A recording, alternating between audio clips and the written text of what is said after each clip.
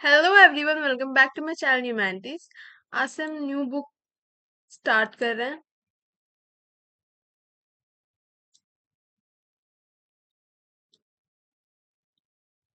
BHIC 134। ठीक है, 134 code है। ठीक है, इसकी हम फर्स्ट यूनिट कवर करने वाले हैं आज। Interpreting the 18th century.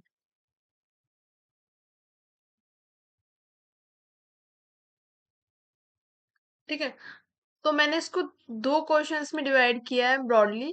ठीक है, जिससे पूरा चैप्टर कवर हो जाए, बिकॉज अगर आप book one line to line पढ़ोगे तो इतना कुछ समझ में नहीं आएगा। तो पहला इंपॉर्टेंट क्वेश्चन जो इससे बनता है वो है the 18th century was a century of universal decline. यानी कि 18th सेंचुरी को कैसे देखा जाता है, यूनिवर्सल डिक्लाइन की तरह देखा जाता है। क्यों देखा जाता है, तो अब हम आगे देखेंगे इसमें। Political landscape and power dynamics in some regions the 18th century witness the weakening और decline of long standing empires. यानी कि हमें देखने के लिए मिला जो बड़े बड़े एम्पायर्स थे उनका डिक्लाइन होना क्या हो गया था, स्टार्ट हो गया था 18th सेंचुरी की स्टार्ट से ही। ठीक है, the Mughal empire in India for example steadily lost its central authority, creating a power vacuum that the British East India Company increasingly exploited. ठीक है, similarly the Ottoman empire decline. Universal बोला गया, यानी हर जगह पे जो है बड़े बड़े एम्पायर्स का डिक्लाइन देखने के लिए मिल रहा था हमें। इसमें से एक ऑटोमन एम्पायर भी था। ठीक है, तो क्या हो रहा था कि मुगल एम्पायर जो था इतना बड़ा इंडिया में, उसका डिक्लाइन हमें देखने के लिए मिल रहा था। ठीक है, अथॉरिटी जो उसकी सेंट्रल अथॉरिटी थी वो होती जा रही थी। क्यों लूज होती जा रही थी, बिकॉज उसके इनफेक्टिव एडमिनिस्ट्रेशन की वजह से, क्योंकि वो अपना एडमिनिस्ट्रेशन अच्छे से नहीं कर पा रहे थे। दूसरी बात, जो छोटे छोटे जो चीफ्स होते हैं ना, जो छोटी छोटी रीजनल जो पावर थी वो क्या हो रही थी, मर्ज हो रही थी। एक रीजन ये भी था। ठीक है, अब इसी चीज का फायदा किसने उठाया कि जो ये पॉलिटिकल इंस्टेबिलिटी चल रही थी एक तरीके से 18th सेंचुरी के टाइम पे, तो इसी चीज का फायदा उठाया ईस्ट इंडिया कंपनी ने। ठीक है, जो कहाँ से आई थी, ब्रिटेन से आई थी इंडिया। आई तो वो ट्रेड करने आई तो वो ट्रेड करने के पर्पज से थी, बट लेटर ऑन उन्होंने क्या किया, पॉलिटिकली भी अपना इन्फ्लुएंस बनाना स्टार्ट कर दिया इन इंडिया। ठीक है, नेक्स्ट पॉइंट है rise of new regional powers. ठीक है, 18th century saw the consolidation and expansion of other powers. These include the Maratha, Sikhs, Masuri under Hyder Ali, Tipu Sultan, Bengal, Awadh and Hyderabad. यानी हमें ये देखने के लिए मिला कि 18th सेंचुरी में हमें न्यू रीजनल पावर्स, यानी रीजनल लेवल पे, छोटे लेवल पे भी जो हमें पावर्स का जो पावर इमर्ज होती हुई दिखी, वो कौन कौन सी थी, मराठा, सिख, ये सब जो डिफरेंट डिफरेंट जगह पे डिफरेंट डिफरेंट लोग, जो रूलर थे, लोकल रूलर, रीजनल रूलर, वो क्या आ रहे थे, पावर में आ रहे थे। ठीक है, foreign invasion, India face devastating foreign invasion during this period. Nadir Shah of Persia, ठीक है, सैक ऑफ दिल्ली इन 1739। यानी नादिर शाह ने कहाँ पे जो है इन्वेड किया, दिल्ली में इन्वेड किया। And the repeated incursions of Ahmad Shah Abdali. यानी ये दो जो है मेन जो देखने के लिए मिले, जिन्होंने बार बार जो क्या कि इन्वेड किया इंडिया पे। और यहाँ से वो क्या करते थे, जो इंडिया की जो ट्रेजरी थी, जो इंडिया की वेल्थ थी, ठीक है, उसको लूट के ले जाते थे अपनी कंट्री। ठीक है, नेक्स्ट क्या है, इकोनॉमिक डिस्ट्रप्शन।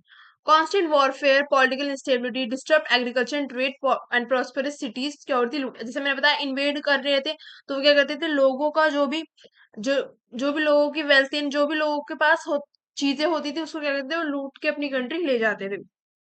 पॉलिटिकल इंस्टेबिलिटी बनी हुई थी, क्योंकि जो लोकल रीजनल लेवल पे जो पावर इमर्ज हो रही है, वो क्या कर रही थी, जो बड़े बड़े, मान लो जो बड़े बड़े रीजन पे जो रूलर रूल कर रहे हैं, उनसे क्या कर रहे थे, आपस में जो लोकल लेवल पे जो पावर इमर्ज हो रही है, आपस में क्या करते थे, आपस में एक तरीके से साथ में आके क्या करते थे, बड़े रूलर्स पे अटैक कर रहे थे, जिससे क्या हो रही थी, पॉलिटिकल स्टेबिलिटी क्रिएट हो रही थी। अब जब जो है लड़ाई वगैरह होगी, तो उससे एग्रीकल्चर और ट्रेड भी डिस्टर्ब हो रहा था। ठीक है, डिस्टर्ब हो रहा था। नेक्स्ट हम देखेंगे early stage of British influence, यानी कि कैसे जो धीरे धीरे जो ब्रिटिशर्स थे, जो ब्रिटिश ईस्ट इंडिया कंपनी थी, वो कैसे कैसे उसने धीरे पूरे जो इंडिया है उस पर इन्फ्लुएंस बनाया। तो हम अर्ली स्टेज देखेंगे कि स्टार्टिंग कैसे हुई। The British India company initially focused on the trade, gradually gained political influence. Their interference in local politics, their interference in local politics, manipulation of rulers, and exploitative trade practices began to negatively impact the Indian economy. यानी कि जो British East India company, उसने starting किस चीज से की थी, trade में इन्फ्लुएंस करके। ठीक है, धीरे धीरे वो क्या करने लगे, वहां की जो लोकल पॉलिटिक्स थी, ठीक है, उसमें भी जो इंटरफेयर करने लगे, जो रूलर्स थे उनको मैनिपुलेट करने लगे। ठीक है, जिससे क्या हुआ, जो इंडिया की इकोनॉमी थी उस पर क्या एक नेगेटिव इम्पैक्ट पड़ा।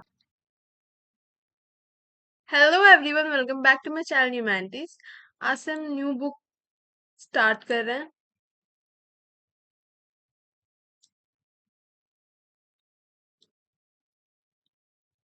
BHIC 134।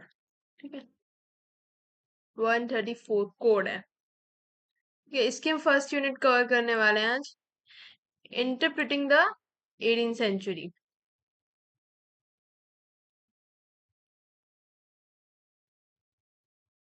ठीक है, तो मैंने इसको दो क्वेश्चंस में डिवाइड किया है ब्रॉडली।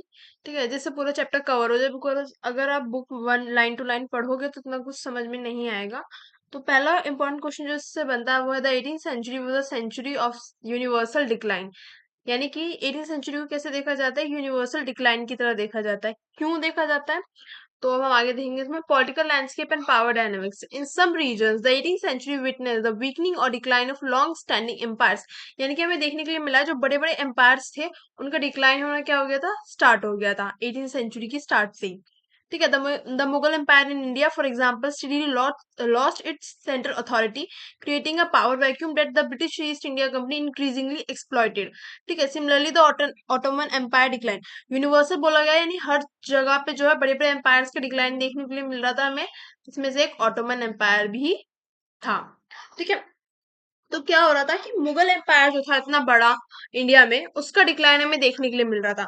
ठीक है, अथॉरिटी जो उसकी सेंट्रल अथॉरिटी थी वो होती जा रही थी। क्यों लूज होती जा रही थी, बिकॉज उसके इनफेक्टिव एडमिनिस्ट्रेशन की वजह से, क्योंकि वो अपना एडमिनिस्ट्रेशन अच्छे से नहीं कर पा रहे थे। दूसरी बात, जो छोटे छोटे जो चीफ्स होते हैं ना, जो छोटी छोटी रीजनल जो पावर थी वो क्या हो रही थी, इमर्ज हो रही थी। एक रीजन ये भी था। ठीक है, अब इसी चीज का फायदा किसने उठाया कि जो ये पॉलिटिकल इंस्टेबिलिटी चल रही थी एक तरीके से 18th century के टाइम पे, तो इसी चीज का फायदा उठाया ईस्ट इंडिया कंपनी ने। ठीक है, जो कहाँ से आई थी, ब्रिटेन से आई थी इंडिया। आई तो वो ट्रेड करने आई तो वो ट्रेड करने के पर्पज से थी, बट लेटर ऑन उन्होंने क्या किया, पॉलिटिकली भी अपना इन्फ्लुएंस बनाना स्टार्ट कर दिया इन इंडिया। ठीक है, नेक्स्ट पॉइंट है rise of new regional powers.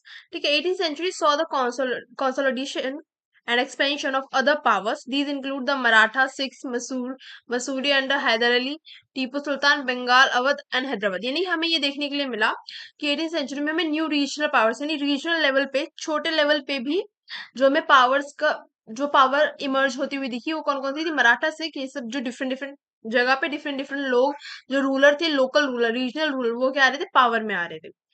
ठीक है, foreign invasion, India face devastating foreign invasion during this period. Nadir Shah of Persia, ठीक है, सैक ऑफ दिल्ली इन 1739, यानी नादिर शाह ने कहाँ पे जो है इन्वेड किया, दिल्ली में इन्वेड किया।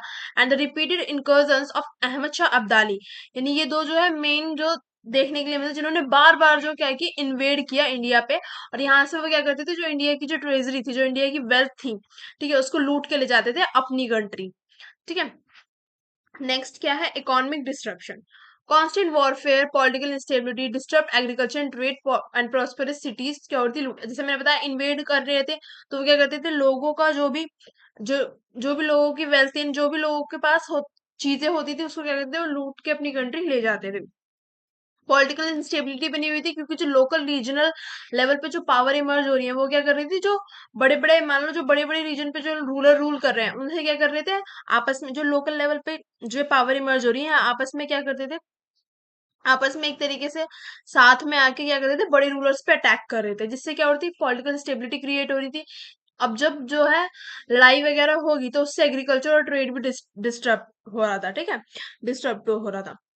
नेक्स्ट हम देखेंगे early stage of British influence, यानी कि कैसे जो धीरे धीरे जो ब्रिटिशर्स थे, जो ब्रिटिश ईस्ट इंडिया कंपनी थी, वो कैसे कैसे उसने धीरे पूरे जो इंडिया है उस पर इन्फ्लुएंस बनाया। तो हम अर्ली स्टेज देखेंगे कि स्टार्टिंग कैसे हुई। The British India company initially focused on the trade, gradually gained political influence. Their interference in local politics, their interference in local politics, manipulation of rulers, and exploitative trade practices began to negatively impact the Indian economy.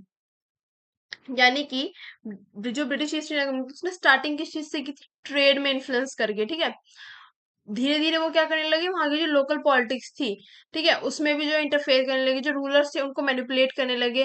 ठीक है, जिससे क्या हुआ, जो India की economy थी उस पर क्या एक नेगेटिव इम्पैक्ट पड़ा।